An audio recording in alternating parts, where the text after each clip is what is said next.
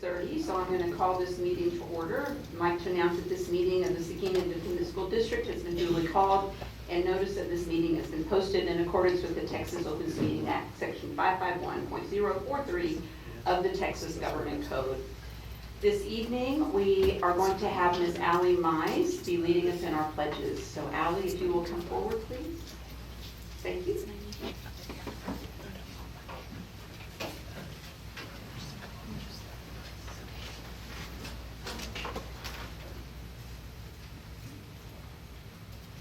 I pledge allegiance to the flag of the United States of America and to the republic for which it stands, one nation, under God, indivisible, with liberty and justice for all.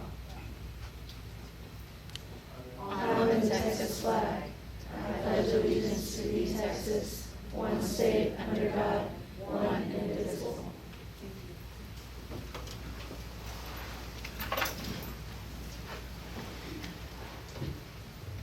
At this time, we typically take a moment of silence, and I think we all should stop and think about our thoughts and condolences to our sister school district in Uvalde. Think about everything that all those people are going through today, and just for will probably seem like an eternity to them. I've asked Father Stephen Shortis, he just happens to be here this evening. He's going to come up and share a few words with us.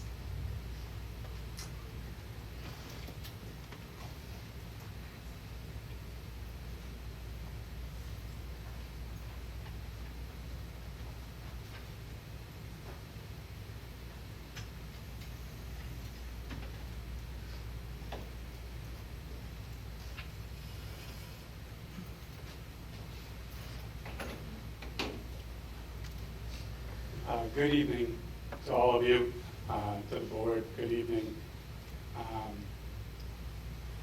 There's really no words to say that can answer to the grief, to the mourning, to the things that we've seen today. Today at around 2:45, I sat down on a bench at Jefferson Elementary. I'm a mentor, and I was waiting for my mentee, and he went home early today. He was sick, and I was scrolling through my phone, and the news came up, and I immediately was thankful that he was at home. And then I thought about my kids, and they attend Vogel, and couldn't wait to get to them. It was a panic, as I'm sure all of you at school today, you on the board, you parents at home or at work, felt. It's a fleeting feeling and emotion. It's scary. And we've been through so much with all of this COVID and all of this. To have this happen so close to home, it's a dagger. And then I was reminded how thankful I am, particularly for my kids' teachers, Ms. Avalos, Ms. Nance at Vogel. How worried we've been about our kids and their education and all this time. And I know those teachers would give everything for our children, me and my wife kids. And I do pray that we never see things like this. But more than I pray, just words, I say, I hope we have the courage to remind one another how much we matter, how much our teachers, our principals, our students matter, and how much power we have within ourselves to actually change some of these things so that we don't see them again, because we don't deserve them. And that teacher and those students didn't deserve what we've seen today. And so I just want to encourage you all to actually grieve this moment. Tomorrow does come. And the words, again, that I share don't take away any of that pain. But all of you are dear. All of you so loved. By your friends, by your neighbors, by your community, and certainly the teachers and the school board and the principals all across this school district. And so I especially give thanks for you teachers, you principals, you the school board, to show up here tonight and continue on for the life of our school district and the life of our children. Thank you. Thank you. I'm going to give all of you a bit of time for you to collect your own thoughts.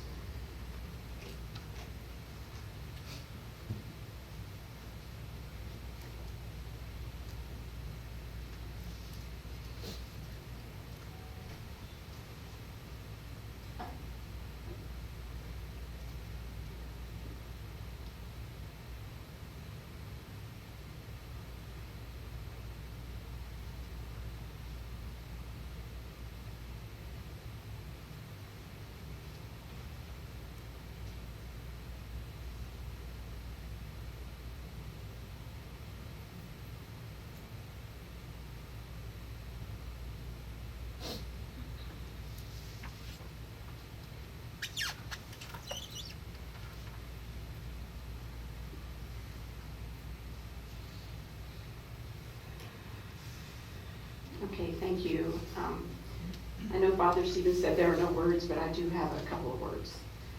I really think we need to honor the victims of this. We need to honor them with action. So write letters, make phone calls, write emails, do anything you can to try to make sure that this never happens again to another school in this country. Thank you. Dr. Gutierrez.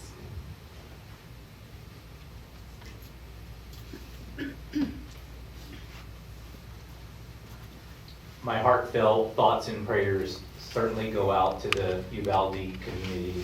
They are experiencing our worst nightmare, and it's not something that any community should ever have to endure. It's been a very emotional afternoon listening to the footage and thinking about the community that I serve and how that it's happening in our state, it's happening in our region. It's a neighboring school district. And I think that we are becoming numb to these occurrences that are happening frequently, and we can't. Never did I imagine 20 years ago going into education that this would be something that we have to think about every day. Our teachers, our principals, our receptionists, our attendance clerks, that we have to be on the front lines. And that we are willing to put our own lives on the front lines to protect the children that we serve. We're all helpless in this type of situation. Our kids are helpless. And right now we have a community mourning 14 children, 14 innocent lives who simply went to school to play and to learn, to be loved and cared for. That's all. Parents drop them off just like they drop our kids off.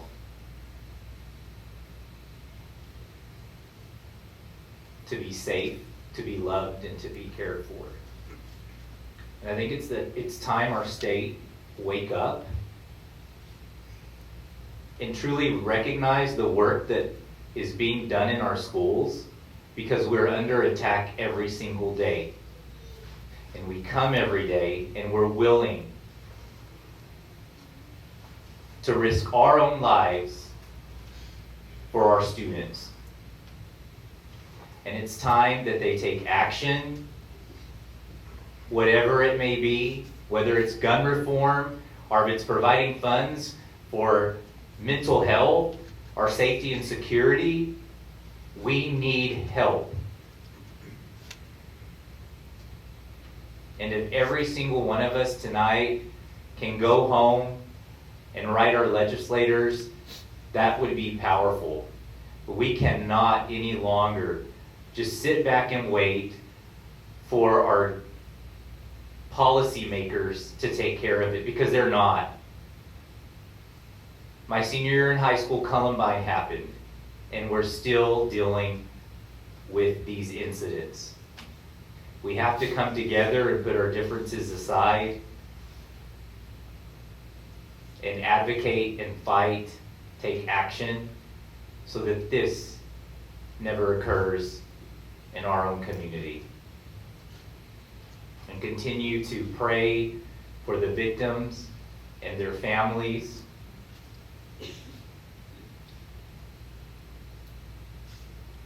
Who are trying to figure out how they're going to navigate the next day without their loved ones.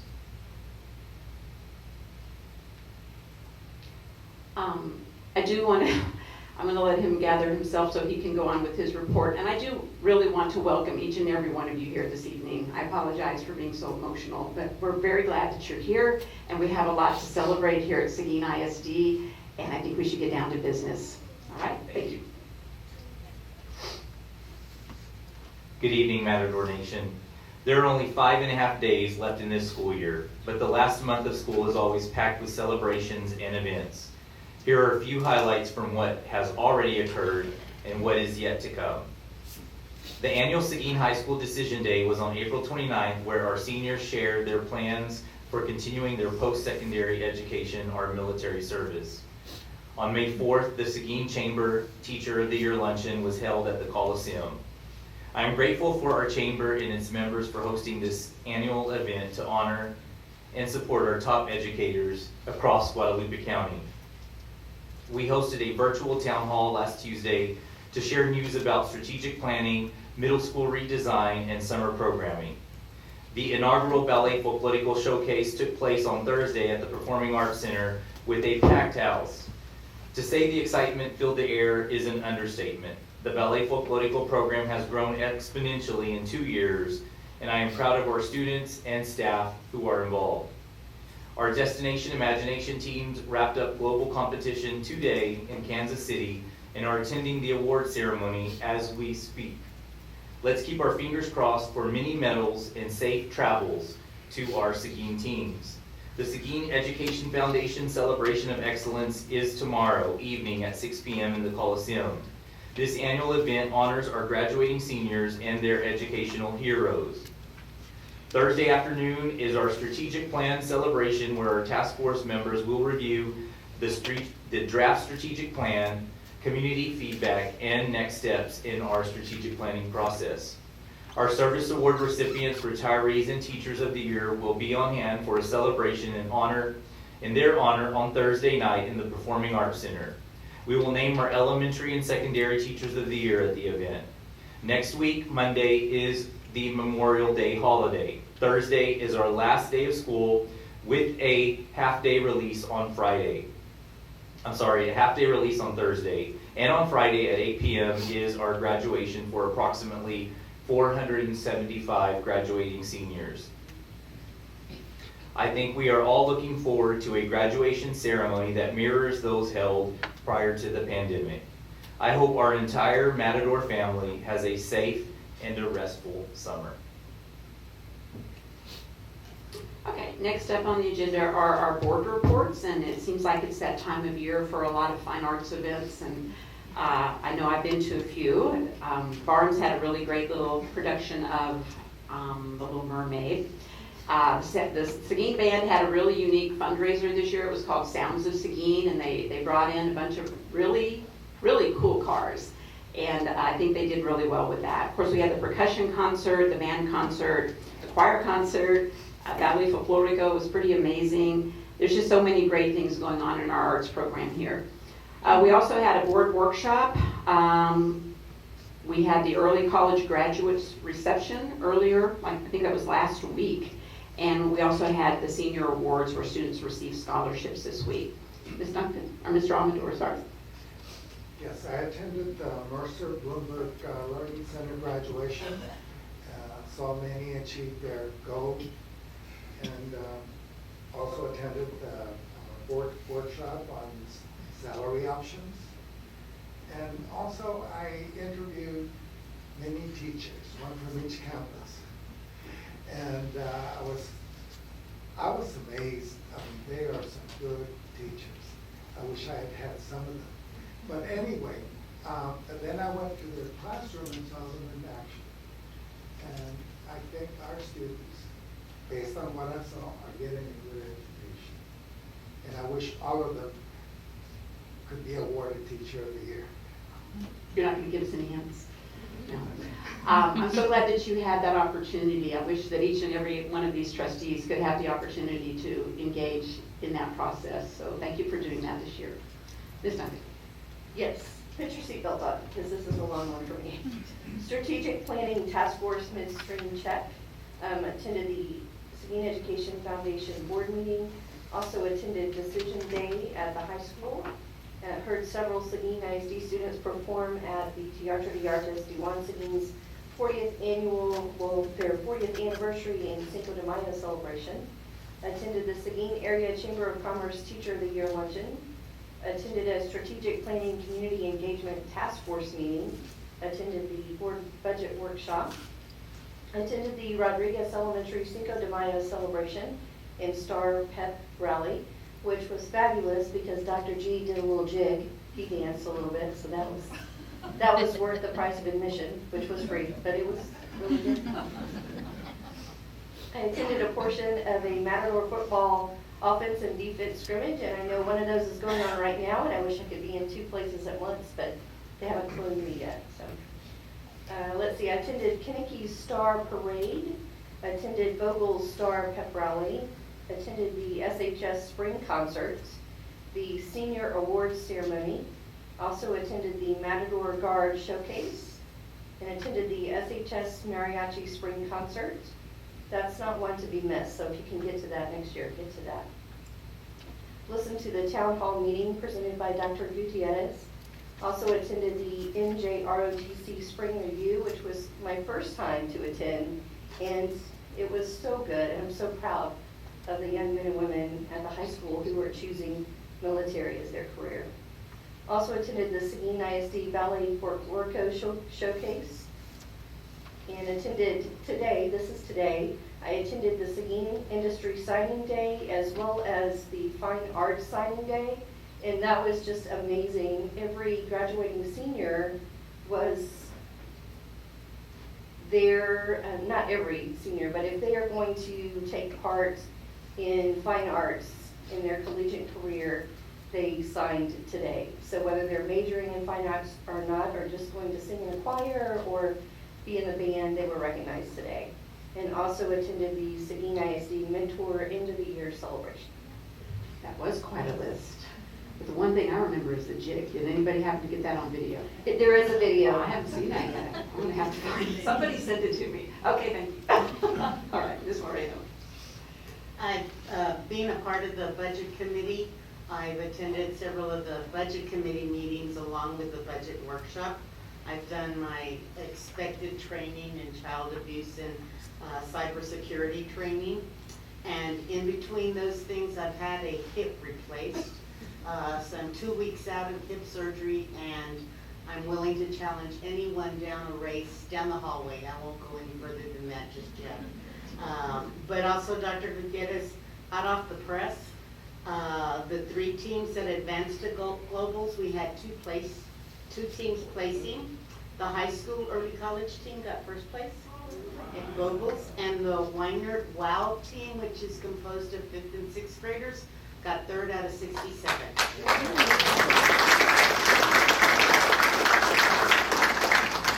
So they will be on their way home tomorrow and be back in Seguin by 10 a.m. But I don't know if they're going to school, so keep it on the low.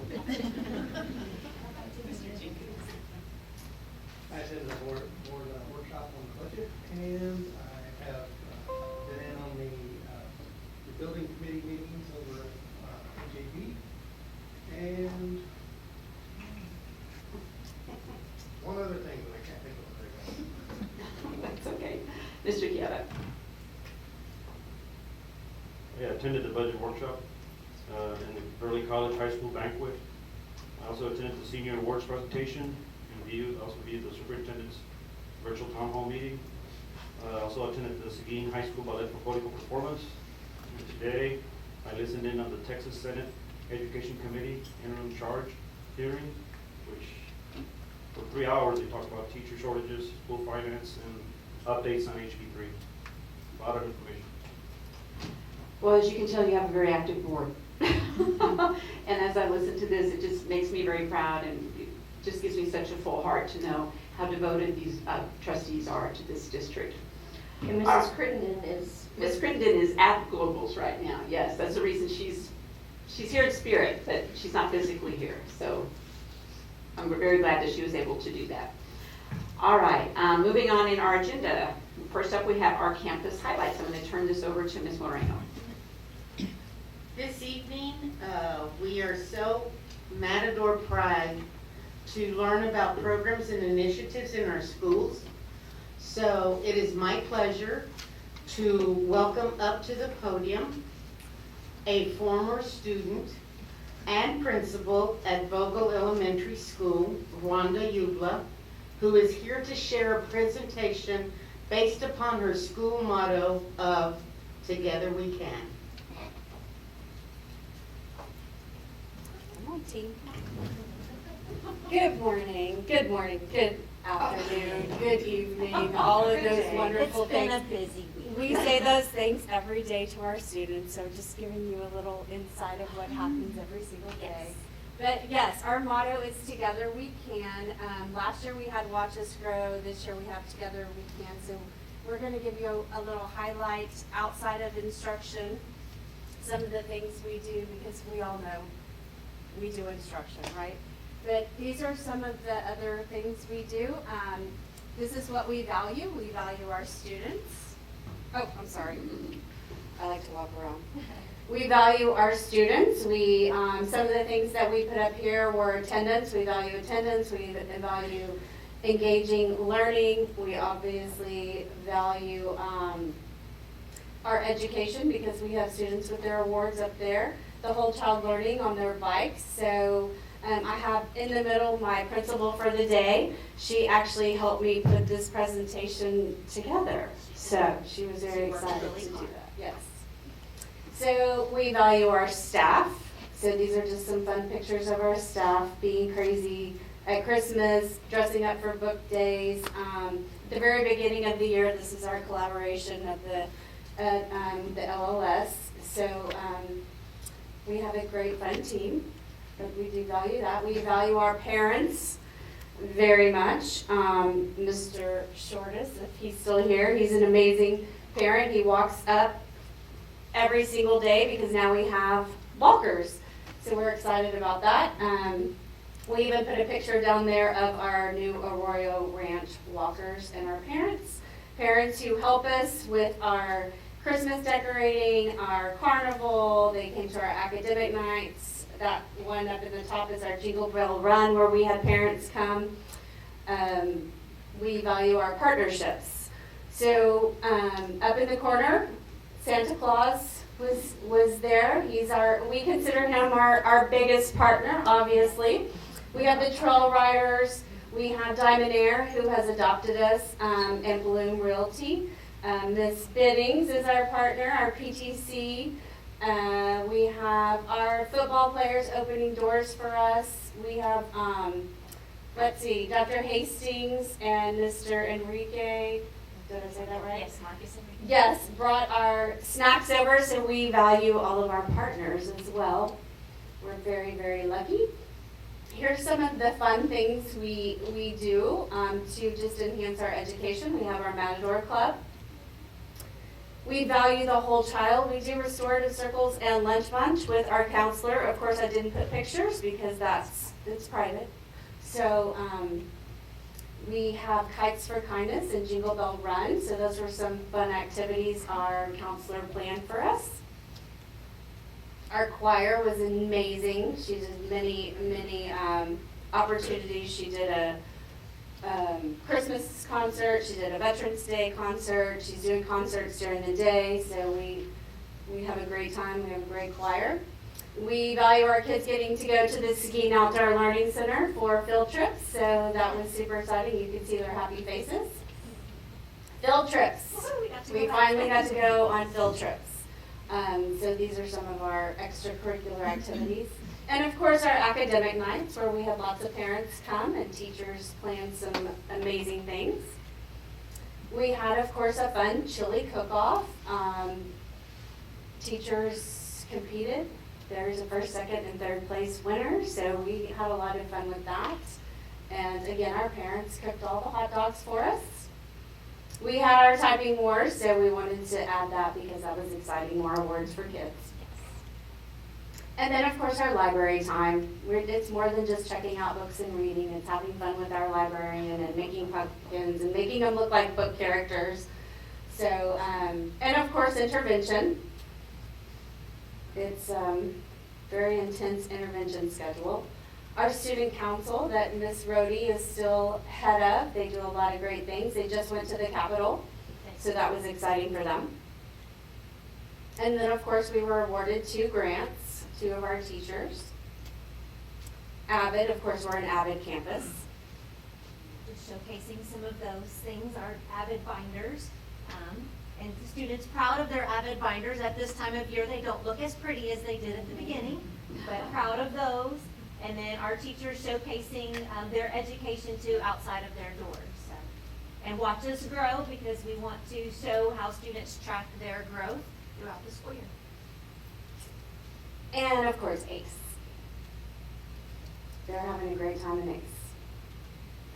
And then our chess club. Miss Krause is sponsored chess club probably for 29 years. But she does it as part of ACE. And then, of course, our Destination Imagination team got first place going to state, so we're very proud of them.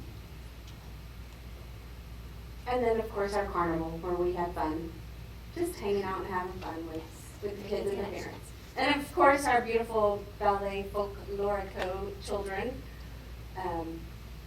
they had a great time. Our teacher was fun. Yeah. And then our vision. Our vision is to inspire lifelong learners, and our mission is to empower student social and academic growth through engagement and compassion. And if you ask any of our kids, I would say 75% of them could tell you that. So, all right. Thank you. That's Thank you wonderful. for Thank you. allowing us to show you some of the different things we do at Vocal. It is so great to see parents back on campus. It Yes. truly is. And It is. these photographs speak volumes. Thank you, Vogel. You did just an amazing job of painting a picture of what it's like in Seguin ISD, specifically at Vogel, getting a quality, top-notch education. Thank you all for making it an exciting place to work and learn. And I'm proud of the academic progress that you all are making, and you're making it because of everything that you just pointed out. The relationships are always front and center. Thank you all. Thank y'all. Very supportive, all of you. Okay, next up in our agenda are the students of the month. So I'm going to turn that back over to Dr. Gutierrez.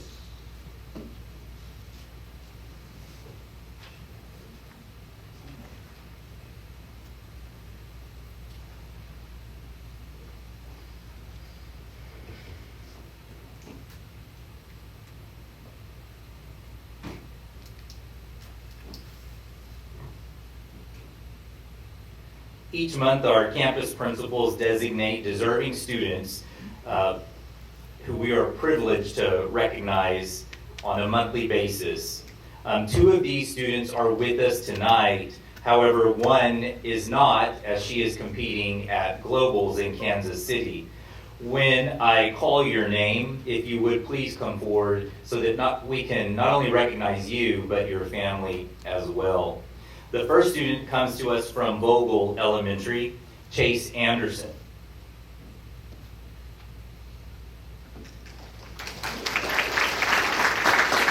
Chase is a 5th grade student at Vogel Elementary, and his teacher is Ms. Stam. Chase embodies the district vision of exceptional students to exceptional citizens.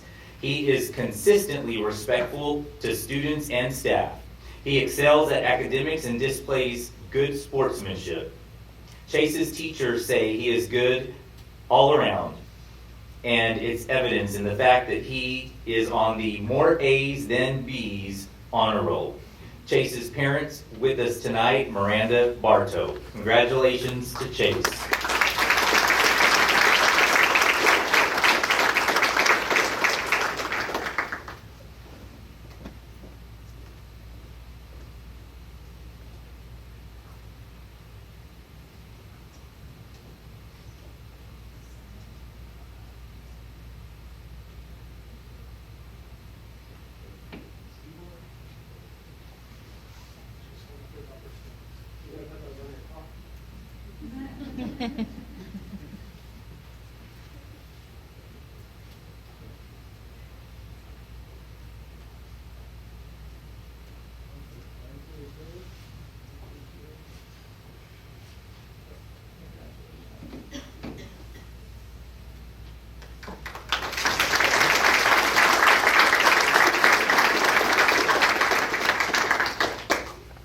Our next student is from Barnes Middle School, and she is not with us today as she is competing at Globals.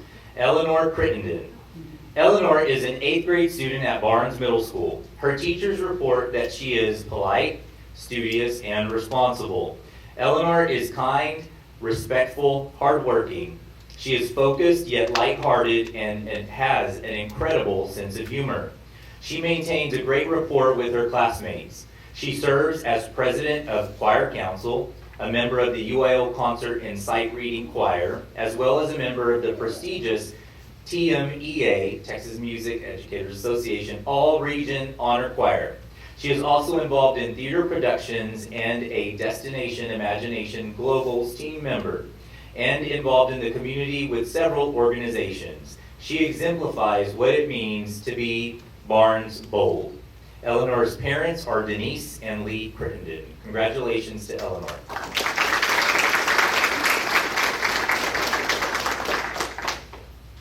Our next student is from Seguin High School. Allie Mize is the highest ranking female student in the Matador class of 2022.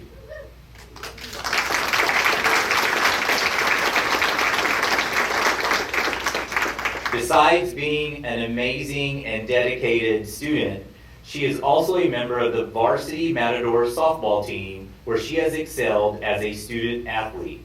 She is also involved in sports medicine and is a member of the National Honor Society. Seguin High School teachers and administrators feel that Allie makes every day a great day to be a Matador. Allie's parents are John and Michelle Mize.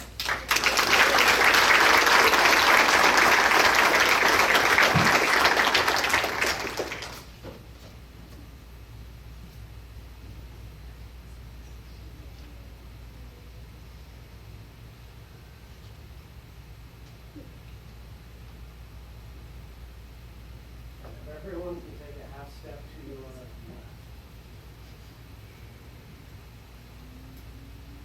2, 3.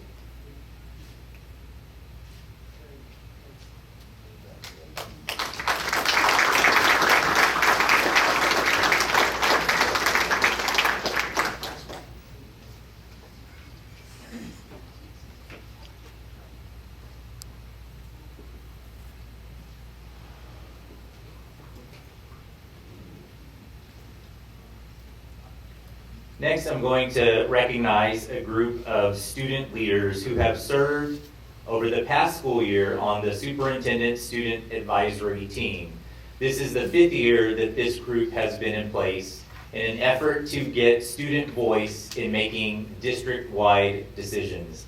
These students do an amazing job of coming to the table once a month and providing feedback to not just me, but the superintendent's leadership team. And I'm amazed with just the level of intelligence that these students have. We completed a thought exchange last week during our last meeting where they gave us feedback on what an ideal school would be and things that they wanted to see change, not just at their schools, but in the district. And you would think that this feedback was written by staff members, just well articulated. And it's these students' voices that are going to really help drive the direction of the district, and their voices that are going to be included on this next strategic plan. I'm really proud and thankful for these students and their willingness and courage to serve on this team for this past school year. And we're going to recognize these students this evening with a certificate, and several could not be here this evening due to conflicts. Our first student comes from Jefferson Elementary, Serenity Garcia.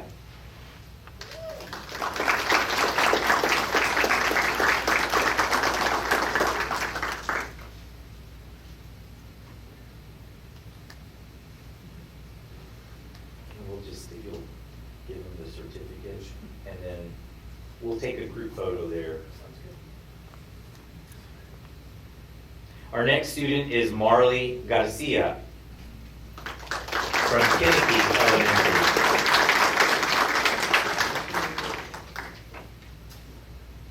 Our next student is from McQueenie Elementary, Michaela Renee Lee.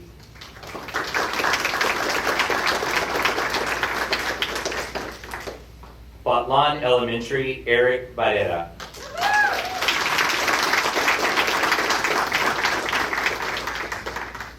Bogle Elementary, Nayeli Diaz. Weiner Elementary, Ivan Navarro. Breezy Meister Middle School, Jade Hills. Leah Bella. Joy Blair. And Joaquin Patterson. From Barnes Middle School, Alexander Groman. Ryland Ramos. And Eleanor Crittenden. From Mercer Bloomberg, J.C. Harpole. From Seguin High School, Danielle Naomi. Seth Ceballos, Jillian Pollab, Caden Labor, Jonathan Martinez Calderon.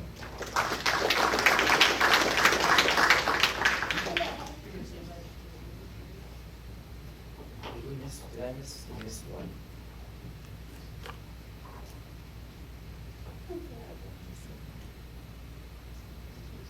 Oh, Rodriguez. Angel Garcia Alvarez.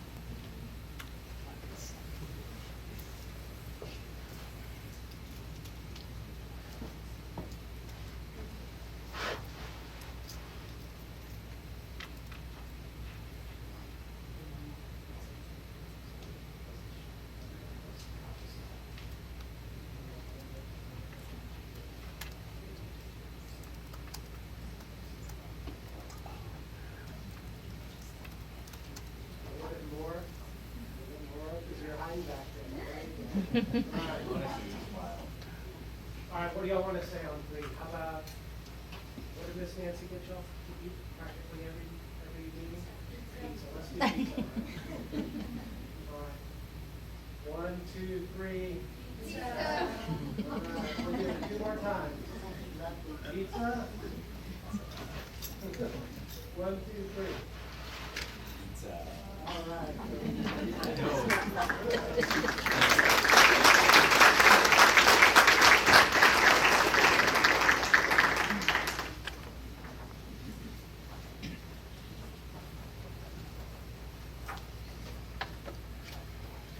Once again, I want to thank these students for their willingness to serve and to spend their evenings once a month with us. And Want to thank their parents as well for making sure that they get here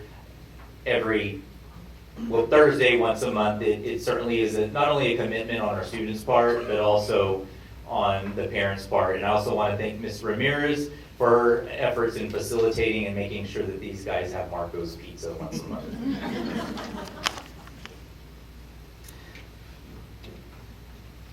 Our next recognition is one I always enjoy, is awarding the Apple winner. The first Apple winner graduated from Seguin High School not too long ago in 1989. She began her journey as a second grade teacher at Jefferson Elementary and spent the next 26 years as a GT teacher for a total of 29 years in education. She has a master's in methods and materials with a certification in gifted education. In 2008, she started at Vogel and has been split between Kinnicky and Vogel ever since. Never shying away from her responsibilities, she is known for always going the extra mile to help her students. Her leadership spreads across to UIL and chess clubs, and in some circles, she is well known as the chess lady. Her expressed desire is to go out on top, which she has most certainly achieved, as she will soon be a retiree. Congratulations to Dawn Krause, GT teacher at Kinnicky and Vogel.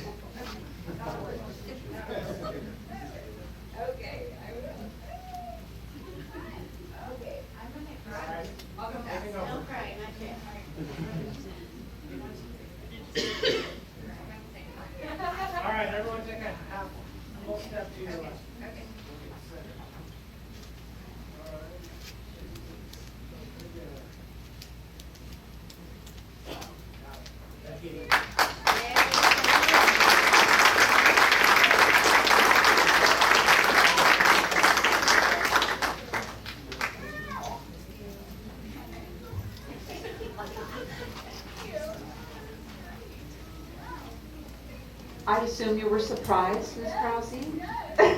So much fun to watch from up here.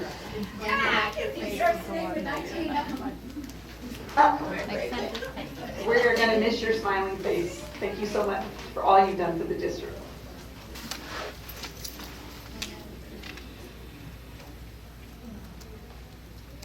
We have another Apple Award winner. Our next Apple Award winner has been with Seguin ISD since 2008 and has spent the last 10 years serving the Breezy Meister Middle School campus. This employee stands out as a staff member thanks to the restorative approach that she takes with students assigned to her in her in-school suspension classroom.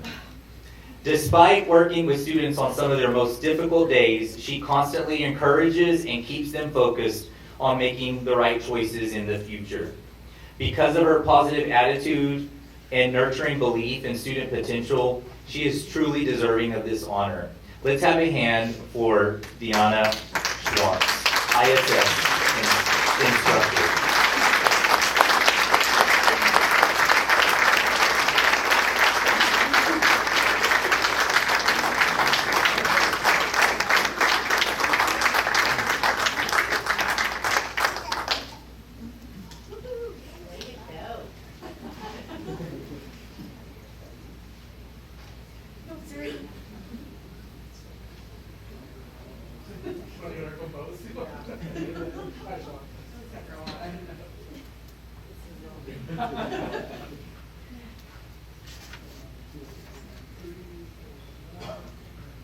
recess.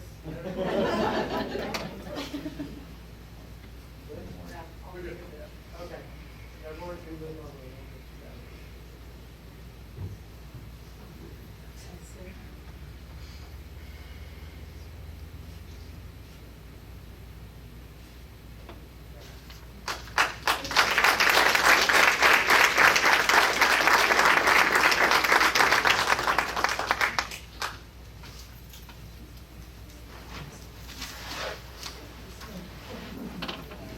Congratulations. So happy your family could be here with you this evening.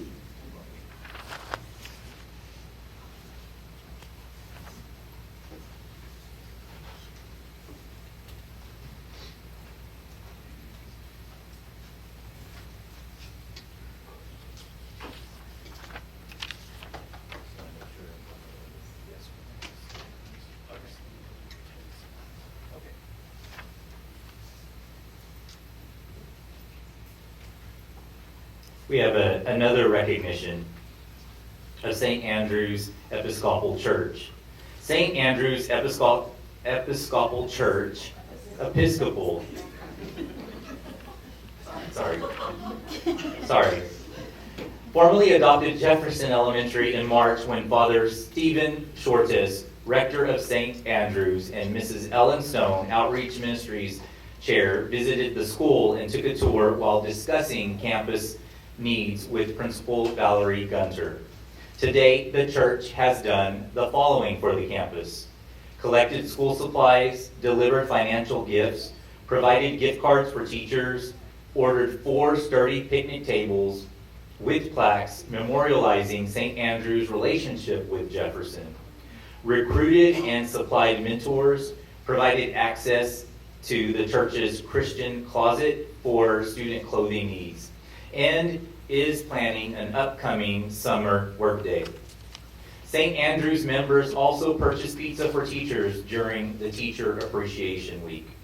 Father Stephen Njrotc is with us this evening, and we would like to present him with a certificate of appreciation for all that the church does to support the students and the staff at Jefferson Elementary School.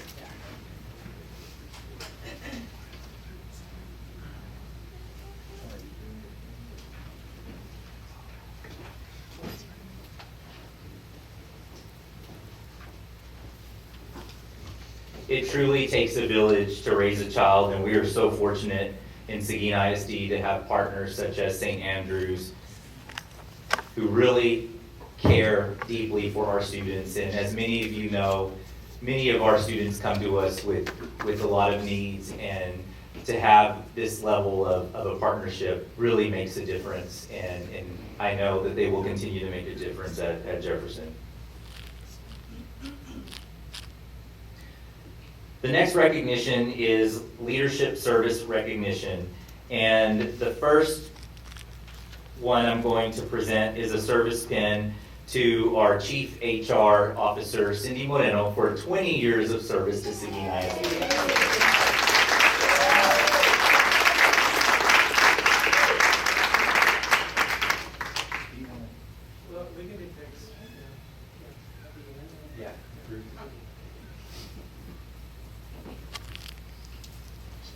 Our next recognition is our Associate Superintendent, Mr. Bill Lewis, for 15 years of service to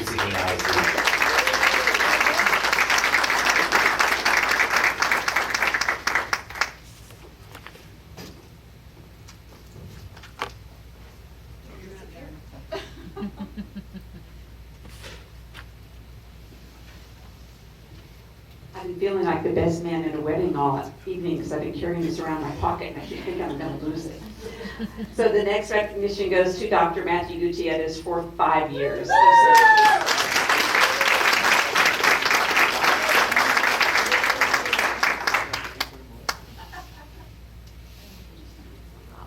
I remember when he walked through the door willing to serve here at Seguin ISD, and I've just been so pleased ever since. I think many people in this community feel the same. We're very, very blessed to have had you here for 5 years, so stick around another 5, okay?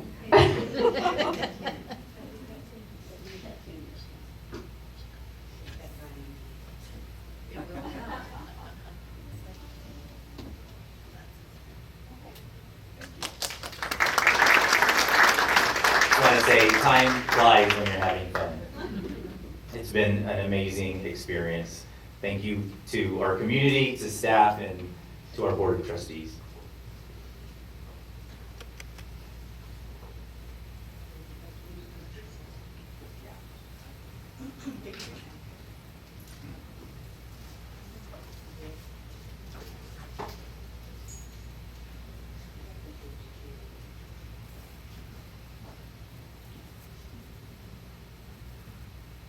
Wow, 45 years of service right there.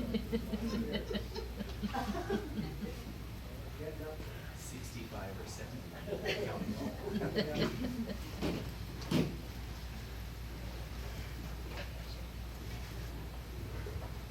All right. Next up on our agenda is audience with the board, where we typically put aside time for people in the audience or community to speak with us, but we did not have anyone sign up this evening. So we're going to go on to item 4, which are reports and information items. And we're going to start off with Ms. Moreno, our 20-year recipient, to talk about our newly appointed administrators.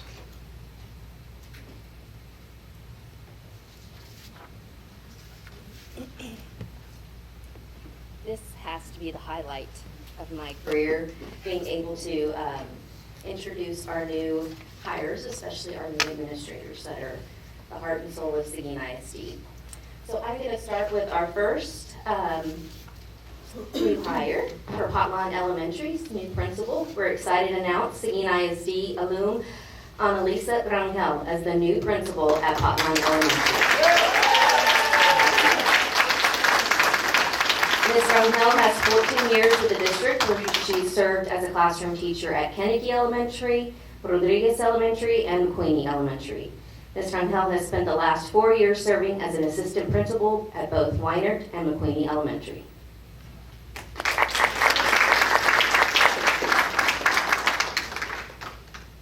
Up next, we have McQueenie Elementary Assistant Principal, Ms. Sharon Johnson. Ms. Johnson's 25 years in experience in education as a middle school and elementary school classroom teacher, counselor, bilingual coordinator, and assistant principal has prepared Ms. Johnson to meet the needs of our students at McQueenie. Ms. Johnson's goal is to successfully create a school culture focused on student needs and staff professional growth for the ultimate establishment of a true learning environment.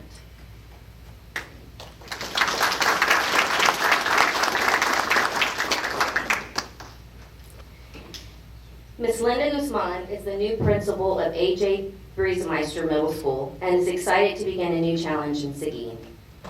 Mrs. Guzman, also a Seguin grad, has 16 years of experience as a teacher, counselor, assistant principal, and elementary school principal in Seguin. Her passion for setting high expectations for the students of Seguin has gained her much success in transforming the learning culture at Potlawn Elementary. We are excited to see Ms. Guzman reconnect with her previous Potlawn students at AJB. Congratulations.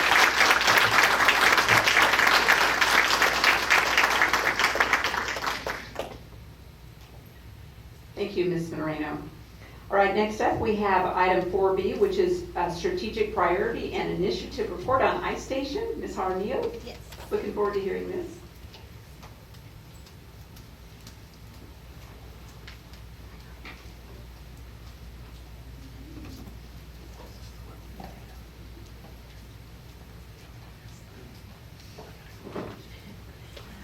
Good evening, President Thomas Jimenez, Dr. Gutierrez, and board. I am inviting Ms. Leslie Mahaffey up here to co-present with me tonight. We will be reviewing our K-3 literacy proficiency. Again, our goal is to be 100% at the end of grade 3. And before we start, we are super excited to share our recent data with you all. We will be showing you beginning of the year snapshots to end of the year snapshots. We are also going to be showing you our dual language scores, so we were able to dissect those from the general education classrooms, and so you'll be seeing several different data points for our kiddos. Again, always remembering that our dual language students are learning 2 languages.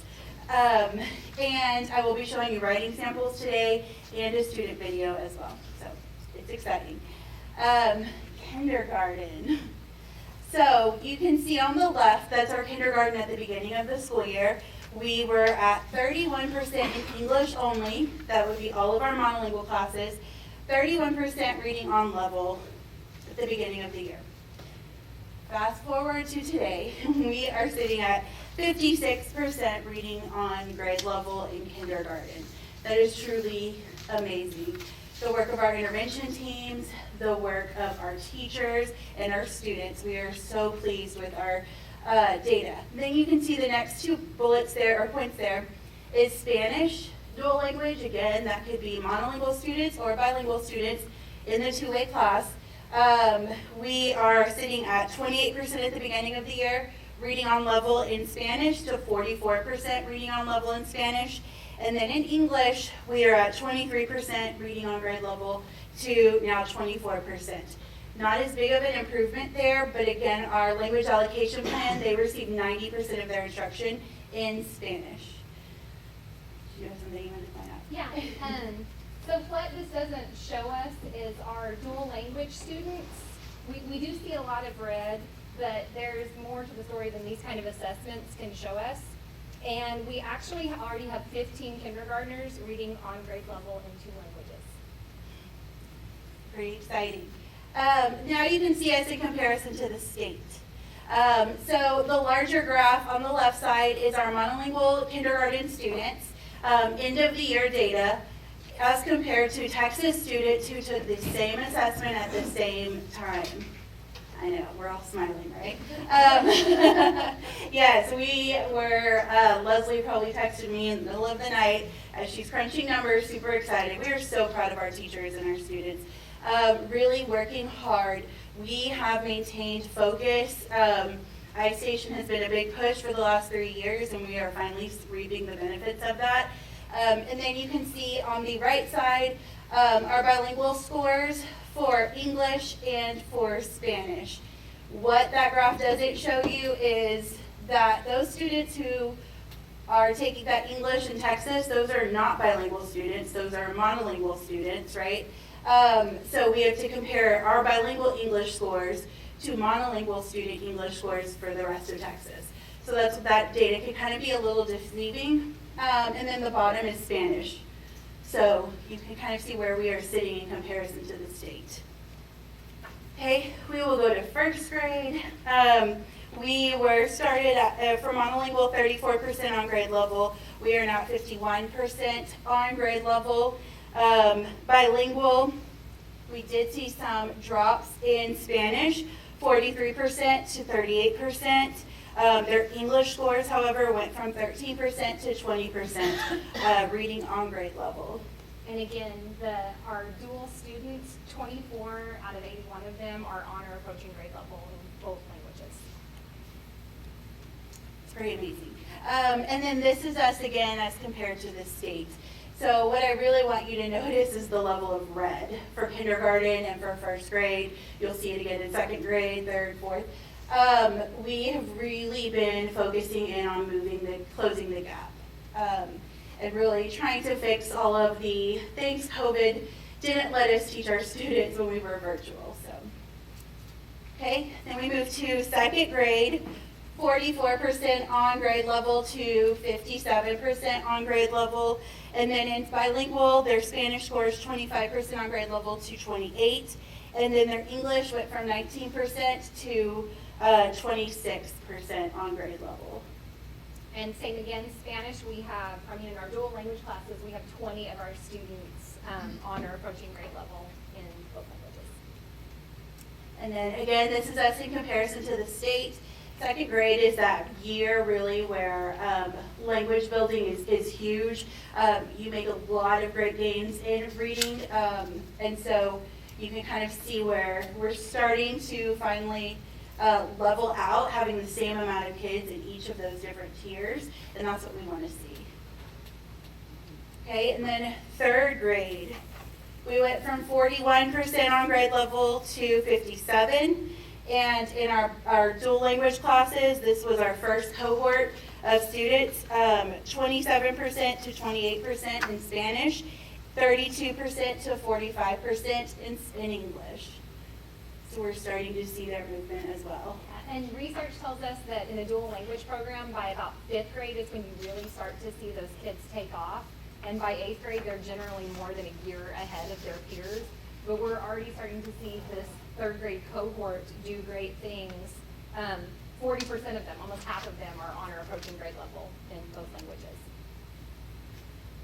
Okay, and then this is as comparison to the state.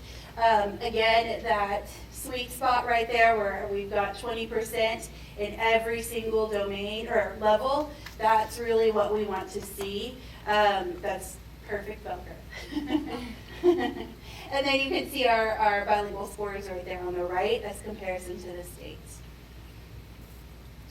Then we go into 4th grade.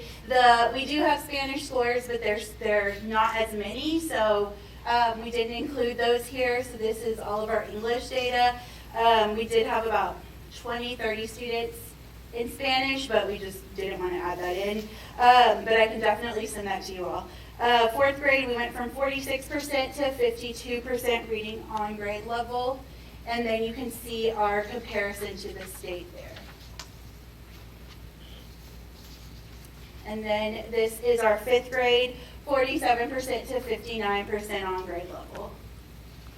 You just keep seeing that red decrease. And that's what we want to see.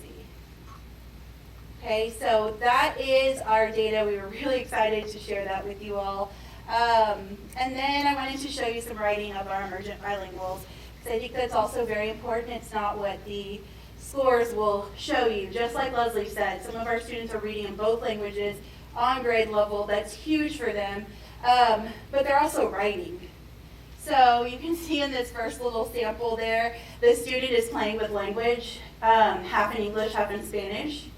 That's big, and that's what we see a lot in our classrooms. They're not going to get a perfect score on a test because they're playing with language in 2 languages, right? And then the second one is a complete coherent sentence, subject, everything in there. And this little girl, 7, that's her writing. That's what she wrote, and all she was asked was to describe the picture. So she named the lady Maria. Our little girl's Maria and her mom, and they're going to visit their grandma on a bus. Okay, that's huge for our students to be able to already start producing this type of language. And then we have a quick video.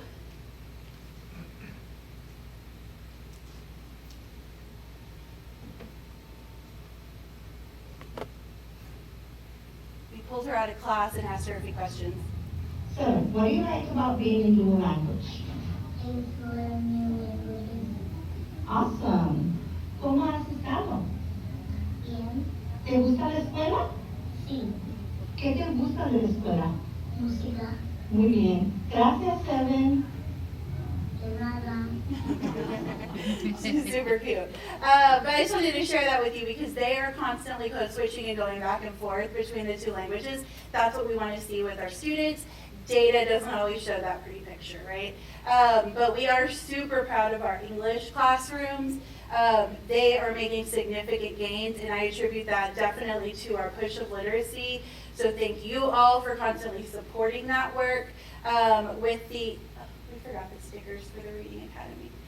With the Reading Academy push that we are doing, letting Leslie really focus in on that has supported our teachers in building that strong literacy foundation. So we were able to have an intervention team this year with a dual language interventionist and an English interventionist. and they came with paras, and they just flooded the grade level. Leslie really spearheaded that work, trained them on exactly what she wanted them to do, and then they just reproduced in the classrooms. That has been huge for our campuses. We have written, our teachers, Seguin ISD teachers, have written small group reading instructional materials that are non-negotiable. We actually create the books, we staple all the books, Yes, we have them printed, and Leslie drives her Suburban around, and she passes out books to everybody. So we're ensuring that every kid is getting the exact same story at when they need it, and the small group reading instruction is happening. We have our in-house Texas Reading Academy facilitator who also goes in and coaches. That's Ms. Mahaffey. So she is in there coaching the teachers in real time as they are pulling those small groups. That's been huge for us. Next steps, we are going to continue the reading academies, continue intervention and enrichment. That was one of the things that we really noticed was our enrichment. What are we going to do? What are our expectations? So that is our summer project, is to really think about pulling the next level there. Vertically aligning with our literacy coordinators. We have Leslie Mahaffey, and then I'm going to invite Miss Amanda Hardwick up. She is our secondary literacy coordinator, coming from Barnes Middle School. She was the academic dean there. So these two ladies have already started working together to vertically align what literacy will look like. We have a very solid foundation in elementary, as you can see with the data. We've got to reproduce that through secondary. And so I think with these two on board and talking to each other, they are going to be married at the hip. And then we're going to create enrichment opportunities. Any questions for us, or Leslie, do you have anything else you would like to say? Just that we appreciate the support. It's nice. I know Andrea supports us so much, and to me, literacy is equity, and it is the most important thing we do. It's the keys to everything else. So I appreciate all the support. I know our teachers do. Our teachers are phenomenal. Well, we appreciate your passion, and I have a really good feeling about the two of you. Yeah. Yes, me too. Yeah, I think it's going to be great. I'm glad you're wearing the Zoom hat. I'm excited, very excited about it. Okay, all right. Well, this is all great news. Thank you, Ms. Jaramillo. Yes. For spearheading all this. Any questions about the data? Feel free to let us know. Okay, thank you, Leslie. We are going to quickly, yes, we will bring you Reading Academy stickers next time. I was on a rush to scrimmage, so I forgot. We're going to quickly talk about BookNook, which is our middle school intervention, and something that we have purchased this school year. I'm going to let Ms. Hardwick take over. Okay. So BookNook is we piloted it this year at our middle school campus at Barnes Middle School. And we were able to do that with 100 of our students, and we were able to make that a very targeted intervention for those students. So what BookNook does is it meets students exactly where they're at, and it's meant for our lowest students. It's not meant to help students enrich them in any way. It's a very intensive intervention. And so this was piloted on our campus, and it was at a 3-to-1 ratio. So our students actually were in a small group with tutors from across the country. It was incredible to witness it. And so I can show you how we were able to prescribe them. We identified them based on their STAR score. We went student by student to really look at who needed this intervention based on how they performed over time on their STAR scores, and looked at who had the greatest gaps. And then we correlated that with how they read and what level they're on, and then we placed them with our tutors. And we were very intentional about putting them with teachers who had the greatest capacity to build relationships with them as well.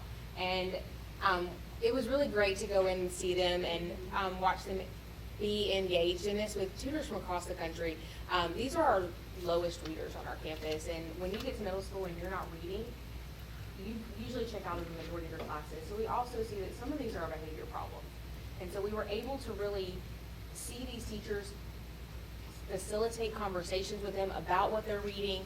And so you see that these students were actually in that level 3 ELA, and they were with social studies teachers, because we were able to see them really dig in and build relationships with them in a different capacity than normally. So it wasn't like their English teachers or an extra English class.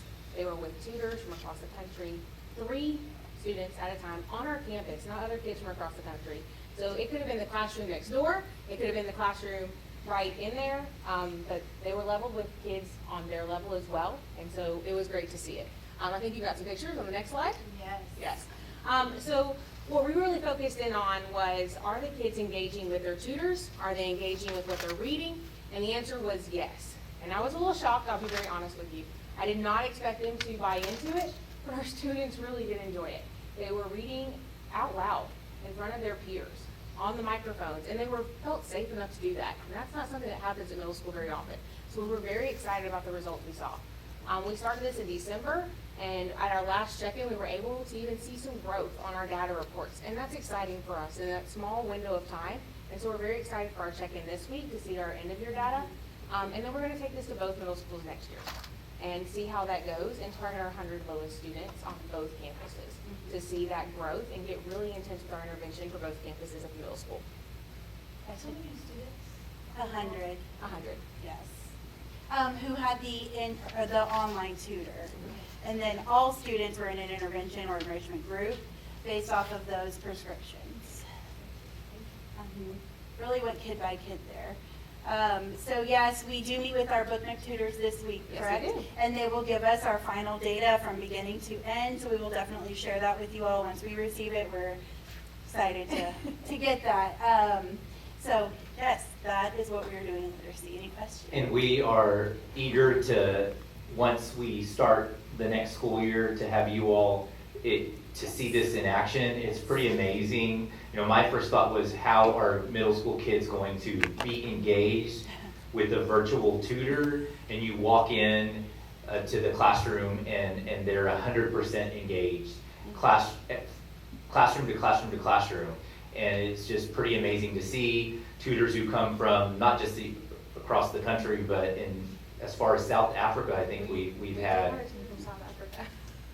Yeah, really. He was the favorite. He was the favorite. Every kid wanted, like, they waited on the screen to see if they were going to get that tutor again. It was fun. Because of his accent? I think it was just fun. I don't think it was necessarily the accent. I think it was just fun. So a couple of questions. You said you picked your lowest, kids with the lowest reading Correct. level. How low were those levels? Pretty low. We were seeing 2 years behind, but even further. We had some first grade readers, second grade, third grade. In the 6th, 7th, and 8th grade? But we are seeing them move. So we have seen tomorrow or Thursday, we will be getting the data. But just from the first little snapshot of it, we saw significant gains. But we still had students who were below grade level. Will you be able to share like a report that shows the Yes. progress that they've made, so that we can see how it's having an impact on student growth? Definitely. Do you see that number, that many kids still now have being that far down below grade level in reading? I think Like if we were to end school tomorrow, could you definitely say we've got 50 kids in the 7th grade that are way below grade level? I think we've got some that have some significant gaps, most definitely, and we're bridging those gaps. I was excited about some of our reading star scores on our campus this year. We're definitely seeing growth across the board at that preliminary basis, but we do have some gaps. But some of that's going to be stamina, getting them reading again, getting them to fall in love with reading again. There's so many factors that come into that. And so we do have gaps, absolutely. Do we have 100 on our campus? Probably, that have some of those gaps. Probably on both campuses, if we're being honest. And so these types of interventions and the type of targeted intervention that we're looking at, where we go student by student and place them into the just right place, that's where we're going to see the significant gains. And so I think as we start to change our focus from putting kids into groups and going student by student and placing them where they need to be, and making sure that the students who are the lowest go into an intervention like this, that's where we're going to start to see those gains. And so, yes, I think to answer your question just straightforward, we probably do right now. Yes, but certainly there's a lot of things we can be doing at our elementary schools to prevent those gaps from happening. I think they're right? doing it. Right. And so I can't wait Right. for that to get to us. That's what's exciting. And then with the both middle schools going through that redesign and with the HQIM that we've adopted, we're doing all the right things to start to fill those gaps. And so I'm excited for what's coming up to our middle schools and what's about to happen in our middle schools. and that's only going to lead to our high schools. And I thank you for your transparency. Of I course. really do thank you for your transparency, but I think at the same time, our public needs to know all those good things that we're doing to help eliminate those gaps or lessen the. Absolutely. Thank you. Will there be even more time on Fridays with the system of grade schools redesigned for that intervention? They will have the hour and a half, and so it'll be a longer period of time. Right now, they have the 47 minutes, and so when they come in and they log on, they end up getting about 30 minutes with a tutor, where we're going to be able to see a little bit longer amount of time, and so by the time they log in, and then you get through all the tech issues that come with logging into a computer and getting on Zoom and getting that transition, I think the amount of time and the quality of time is going to be better, in my opinion. As I've seen kids pull out their Chromebooks and get logged in and things like that, I like the longer amount of time. And the way that we've been able to work with the curriculum department on both campuses, we're also going to be blending in sustained reading to build that stamina that we keep talking about, because kids need that. So we're doing all of the right things to get them there. And so we know that students need to be reading more. Intervention by volume is one of the greatest things we can do for students. Yes. So if they're targeting the exact skills and they're reading more, we're just going to continue what they're doing in elementary school at the middle school campus. Well, I had been thinking that kids were probably tired of doing things online, but you've proven me wrong. They proved us wrong. Must be some really engaging tutors. Will any of this carry on into summer school? Will they be utilizing Book Nook in summer school? We know we talked about it, but. Maybe in ACE, but not with the tutors. Not with the tutors? Okay. All right. Well, thank you. It takes quite a while, quite a bit of time to get hooked up with these tutors. So, but we're excited, and I think with Ms. Hardwick and Ms. Mahaffey working together, vertically aligning things, we're going to see a lot of gains, because our secondary teachers were not instructed in college to be early literacy, foundational learning teachers, and we're seeing with the gaps from COVID that they have to be equipped in that. So Leslie is planning on doing some science of reading with the teachers on Friday, so we're excited. All right, thank you. Thank you. Oh, yes. One more. First of all, thank you for the work that you guys are doing. It's very important. And I'm very happy that you guys are addressing this challenge for the kids. What kind of parent feedback have you been getting? With Book Nook, we've had parents ask questions like, what is my child doing in this? And so when we've been able to communicate with them and then talk about the data that they're seeing, it's been great conversations. And so the parents are 100% on board. When we talk about the fact that they're getting targeted intervention, and when I talk a parent through how we got them into that intervention, I haven't had any problems or conversations. They're actually very appreciative of the fact that we do take the time that I can speak to. This is how your student got into this intervention. This is the thought process that went into it, the conversations that we had as an admin team and with the curriculum department. So I think it's more thankfulness that their child is being seen as a student and not just a group of students or a numbering like that. That we are going student by student, looking at their reading, looking at their math, and looking at their specific needs, and then putting them in their just right place. So, absolutely. So if I've had any conversations, they've all been very positive by the time that we talked through the process. Of course. Thank you. Anybody else? Okay. Sorry, I didn't see you down there with your hand up, Mr. Thank you. Okay, thank you. All right, moving on in our agenda. Next up, we have our, excuse me, a Matador Mentor Program. So Danica Murillo is going to be giving us a little report on that. We haven't seen you in a while. Welcome back. Thank you.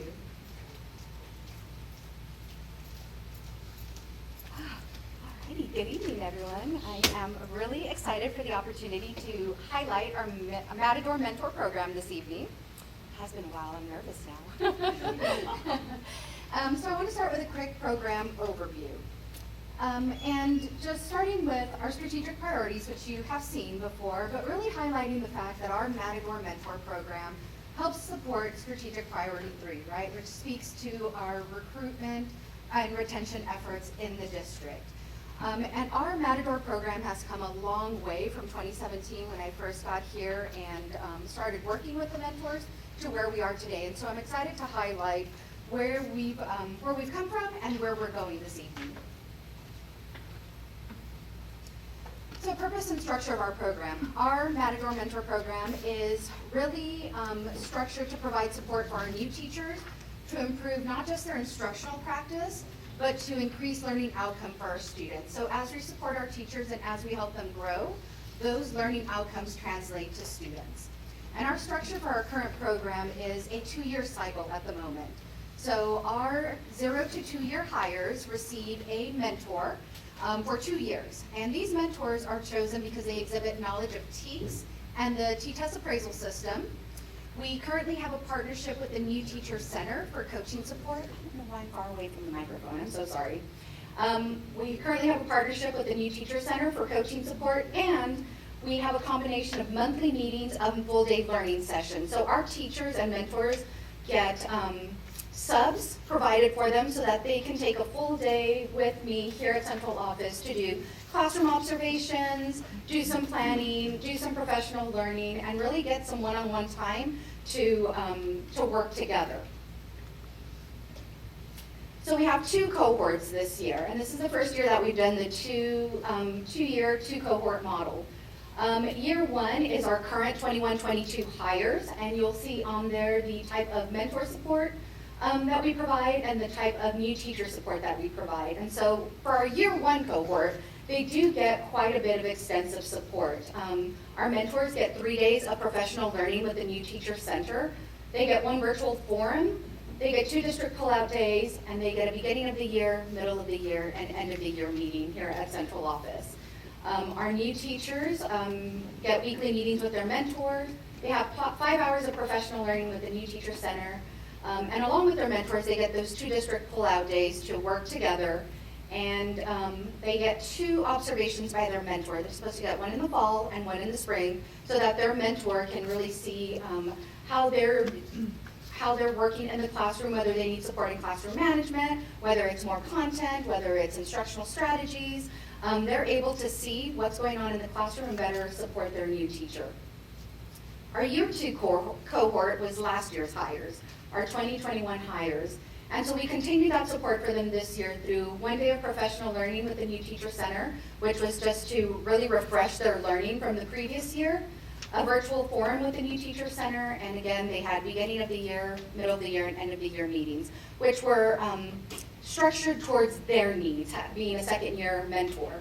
And then our 2nd-year teachers had bi-monthly meetings with their mentors. They got 1 observation by their mentor in the fall, and again, had beginning of the year, end of the year, and middle of the year meetings. And again, these district pullouts, what I really want to stress is that they are designed to provide our new teachers with an opportunity to get into classrooms and observe their peers. That is one of the things that our new teachers have constantly asked for. They really love getting into those classrooms, and every time that we get them into their colleagues' classrooms, they walk away with so many ideas. They come back from those observations with their minds just kind of full of ideas, and it takes them the afternoon to process through what they've seen and really think about, what do I want to implement in my own classroom? What have I learned and what have I taken away?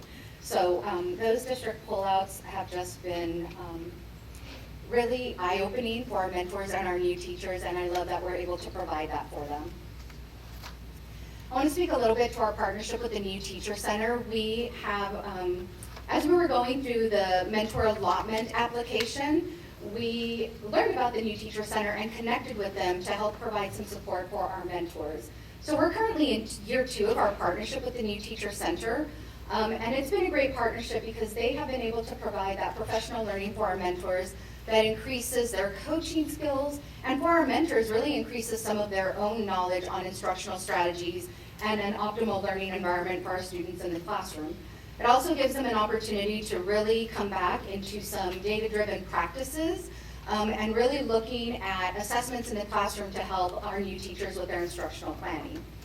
Again, we've had 5 hours of support for our new teachers through the New Teacher Center. We've had a virtual forum for mentors, and we've worked with their online platform of tools. It's called Piano. And this is where we've done some planning, some conversation logs. This is where they've documented their classroom observations of their teacher, and all of that was in one nice platform where we could get into and really look at the data.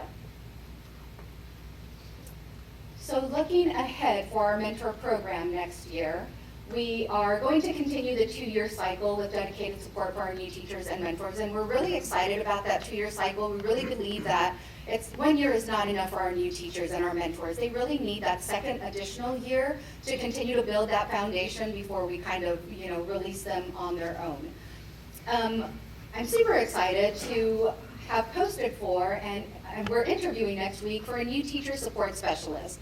So this position will be primarily focused on being in classrooms with our new teachers and providing on-the-spot, real-time coaching feedback for our new teachers.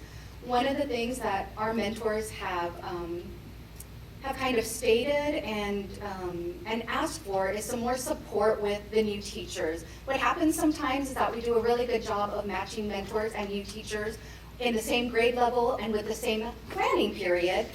But if they have the same planning period, that mentor isn't able to get into the classroom and watch their new teacher. And so they've struggled a bit with how do we get coverage for classrooms so that we can get into our new teachers' classrooms and really provide support. And so this new teacher specialist is going to be that extra set of hands, extra pair of eyes to really help our mentors identify where their new teachers need support. We are going to expand some rewards and recognition for our mentors and our new teachers. Our mentors work really hard. They have a lot on their plate. And some of our mentors mentor not only one new teacher, they mentor 2, sometimes 3. And so, and they love it. They don't complain. They love to grow teachers. Every mentor I talk to says, I love this. This is what I want to do, is to help grow new teachers and keep them in the profession. And so we want to recognize that and really work on rewarding them this upcoming school year. We really want to get into campuses a lot more. The new teacher support specialist and I are going to make it a priority to get into campuses, get into classrooms, and really see what type of support our mentors and new teachers need. We really want to instigate some new individual meetings with new teachers. I have the opportunity to see them during the pullouts and during our monthly meetings, but I'd really like to start doing some one-on-ones with them and really kind of doing some interviews with them on what they need in terms of support. Sometimes they're not open to asking for that support in front of their mentor because they feel like they're going to make their mentor look bad by asking for additional support. And so I think sometimes in that one-on-one setting, they feel a lot more free to really ask for what they need. And we're excited to continue our partnership with the New Teacher Center as consultative services to support our new teacher support specialist. We're not going to do quite the range of support that we've had from the New Teacher Center because we've had some conversations, and in talking to mentors, we've really realized that what we need to do is get back to some foundational skills, right? Really shore up our mentor program and some of the support that we provide before we go big picture with some of the support that the New Teacher Center provides. And so we are going to contract with them for some consultation services to help support our new teacher support specialist and really get that person coached up so that they can coach teachers with support from the New Teacher Center. And so as I close out, I'd like to share some testimonials from 2 of our mentors in the program this year and from 2 of our new teachers. And one of our new teachers is an alum from Seguin High School. And I wanted to share that. As I was looking through our website, for some reason, I found a picture of Dr. Gutierrez with this new teacher when he first got here. And now this teacher is at Seguin High School teaching students when he was just a senior, when Dr. Gutierrez got here. So I love that we have someone from our alums that continue to come back to the district, are in the classroom, and are growing as professionals. So.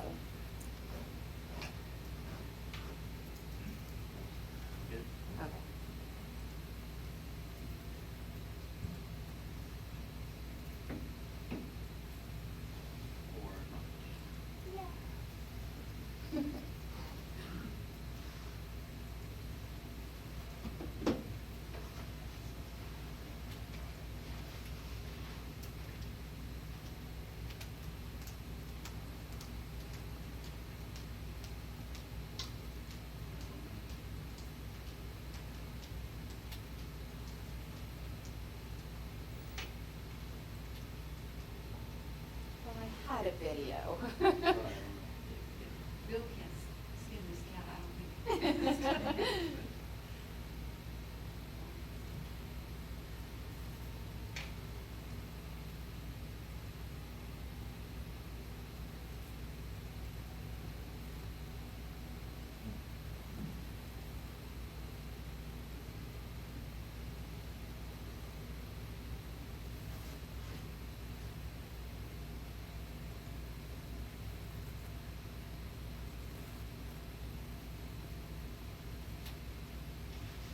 Are there any questions while we wait for hopefully the video?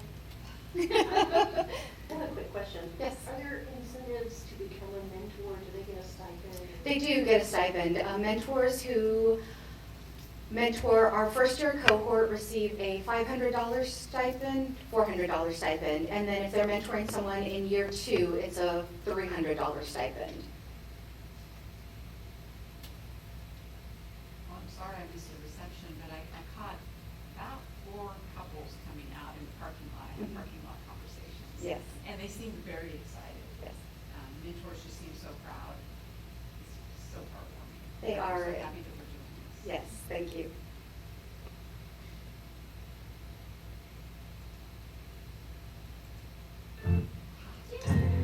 When I was asked to be a mentor, I was very humbled. I was a little nervous and excited. I felt like I needed a mentor myself. But as the process has been going, I have learned a lot about myself as a mentor, how I can better myself to be a better educator. So not only has it helped, I've helped her as much as I can, it has helped me tremendously. I see my faults, I see my good things, my good qualities, my qualities I need to work on. I can see that as being a mentor. So that has really opened my eyes and has made me, I feel, a better educator. So mentoring a new teacher has been a wonderful experience for me. It's allowed me several opportunities to help mold a new teacher into an amazing teacher. It's given me leadership skills. It has allowed me to have exposure to different trainings, learn new strategies that I could use in my own classroom. The mentor program has helped me in many ways. It's helped me set like a guideline for myself. Like we talk about what I need to work on and it'll help me move up from where I'm at. It has helped me find resources from other classrooms, many that I have been able to implement in my own classroom that really help out the students. And it has helped me find time for even planning for everyday things for the classroom. But overall, it has helped me in many ways. Mentoring has helped me a lot. Being a new teacher, I think everyone knows that you kind of learn as you go. And having that mentor there who helps guide you, gives you all the resources you need, affirms the things you're doing right. Like, or when I have a problem, I can come to McCann and she'll like, okay, how can we tackle that? She's not just someone to cry on. She's somebody that'll provide solutions to problems that I'm facing, and I think it's wonderful. Without her, I wouldn't be as successful as I am. Thank you so much, appreciate it. Are there any questions for anybody? Good job. Thank you. Good job. Thank you, Bill. All right. So last on our information items is information regarding our purchase of the tutoring package from Booknook. Did we copy? I think We're gonna have more information? We covered everything since they were already doing the iStation. Okay, I thought we were gonna talk a little bit about the purchase, but thank you. Tony, let's see the grid. The grin. All right, it is 8:04, and next up on our agenda is a closed session. I think we need to go and take a quick break for 10 minutes, and we will go into closed at 8:14. All right, thank you.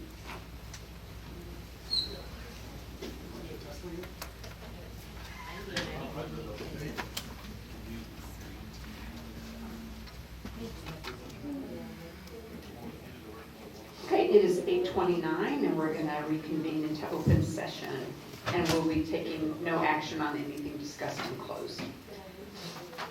So next up on our agenda are consent agenda items.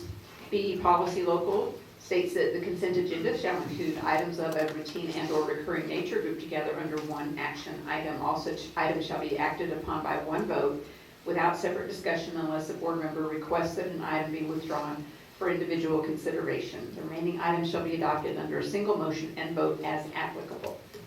This evening we have item A, approval of the board minutes of the regular meeting from April 26, 2022 and the budget workshop from May 4th, 2022. B, approval of the tax collection reports for April 2022. C, approval of proposed budget amendments and financial statements for April 2022. D, approval of donations received April 22. E, approval of the publication of the notice of the public meeting to discuss budget and proposed tax rate. F, item regarding purchases through the Buy Board Purchasing Cooperative for a total cost of $129,088. G, information regarding purchases through DIR Purchasing Cooperative for a total cost of $1,188,246.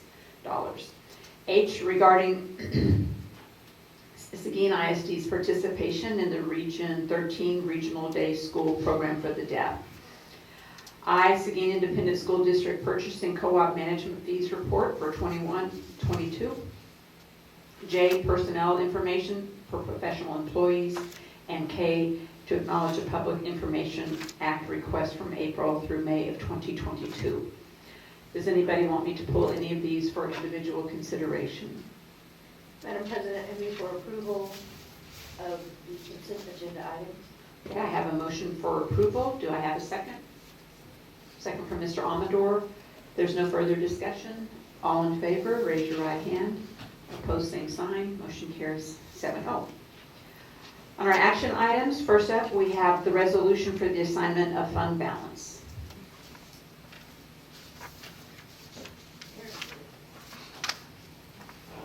Granted you today. President Jimenez, Dr. Gutierrez, members of the board. We have before you here, our first action item this evening is a request for the assignment of fund balance. These funds will be used to facilitate the planning or upcoming bond planning process. And I want to add that these funds, should you approve them, would be reimbursable from a subsequent bond sale should one be approved by our voters. Are there any questions? If not, do I hear a motion to adopt the resolution for the assignment of fund balance as presented? Mr. Amador is giving me a motion. Do I have a second? Mr. Jenkins? No further discussion? All in favor, raise your right hand. Opposed, same sign. Motion carries 7-0. Thank you. Are you up again? Okay, item 8B is the employee salary increase recommendation. I want you to stay for this, so. Okay. Yeah. Please talk us through it. I will. I'm only talking through a few of the highlights. There's more detailed information in the subsequent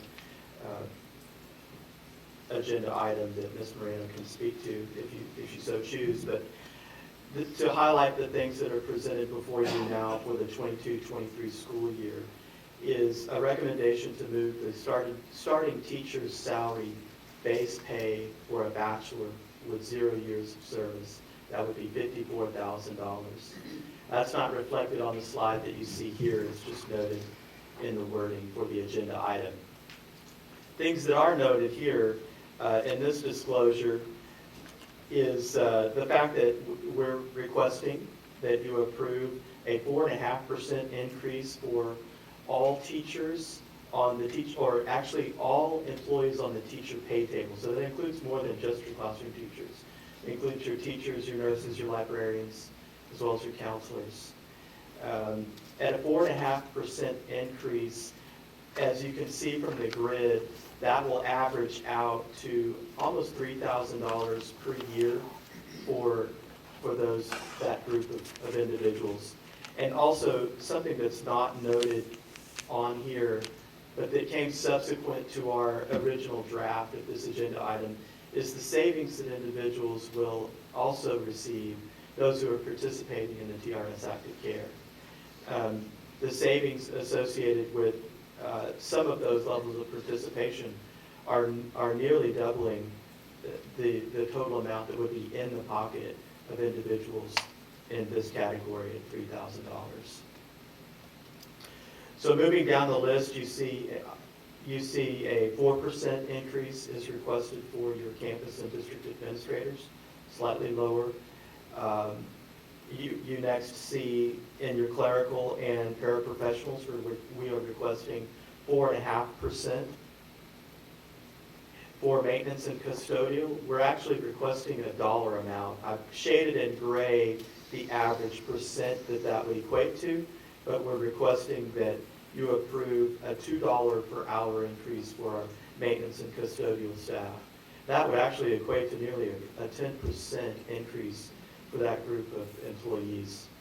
And keep in mind that's across an average, and if you look at the Compensation Handbook that is attached to the next agenda item, you'll see why it's important that you look at it in terms of an average, because there's quite a disparity between the level of pay based on the level of expertise required for these different ones that are in this category, maintenance and custodial. For transportation, we're asking for a $3 an hour increase. That actually equates to 15.3% increase on average. And then child nutrition, we're also asking for a 2% increase, which equates to roughly almost a 12% increase for them.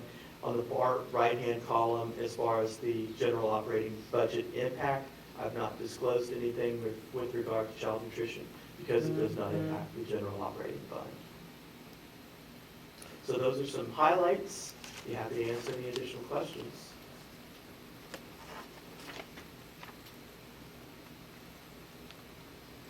I have a quick question. So those three, are they pretty comfortable with surrounding school districts? Marion, tomorrow? Yes, so as we discussed in our board meeting the other night, or our board workshop rather, this would actually put us ahead of where the others were in the current year, 21-22 year.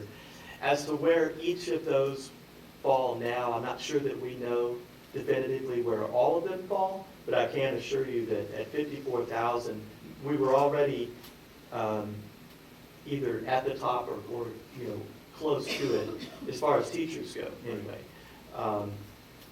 We were very competitive. Moving that up to 54,000 certainly is going to maintain at least the level of competitiveness that we had.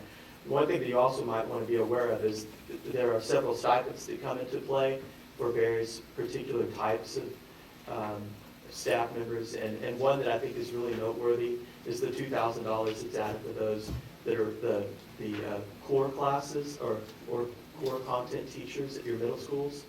That would, if you were to hire a core content brand new teacher with $54,000 starting, no experience, they'd also get that $2,000 stipend, puts it at $56,000, which is extremely competitive, especially in our area.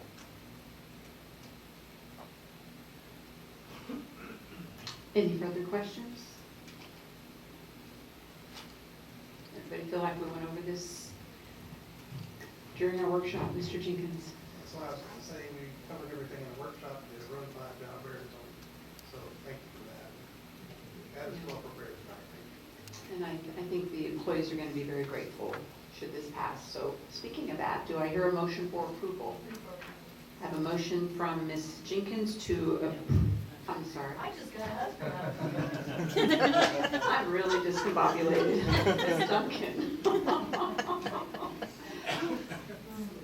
And she got married. Okay, she's married. Okay, we got a new name. All right, starting over. I have a motion from Ms. Duncan for approval. Do I have a second? Mr. Amador. All right. No further discussion. All right. Raise your right hand if you're in favor. It's an enthusiastic group of hands up, so motion carries 7-0. Thank you.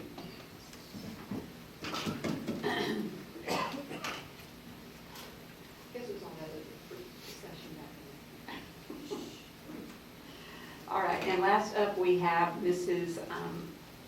Moreno to talk to us about the Compensation Handbook. Good evening again. We would ask that the board approve the 2022-2023 Compensation Handbook as recommended for all active district employees.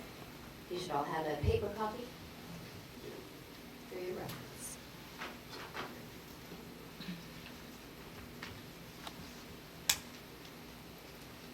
This is posted on our website. Upon Not approval, yet. it's not, but upon approval.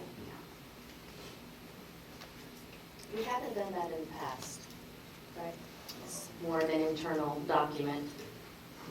There's a lot of competition these days. It has been, but I believe, did we start publishing that, the comp handbook, recently? We do the teacher scale, it's published for sure, we could. I think it's just a We could teacher publish scale. it. Yeah. It's not. It may be secret. helpful. Are there any questions about the compensation handbook? No? If not, do I hear a motion for approval? Mr. Guerra, thank you. Do I hear a second? Mr. Amador? No further discussion? All in favor, raise your right hand. Opposed, same, okay, motion carries 7-0. We didn't have any opposition. No opposition. Thank you. All right, 7-0. 6-0. Did I said that, oh, I'm sorry, oh, I'm really not with it.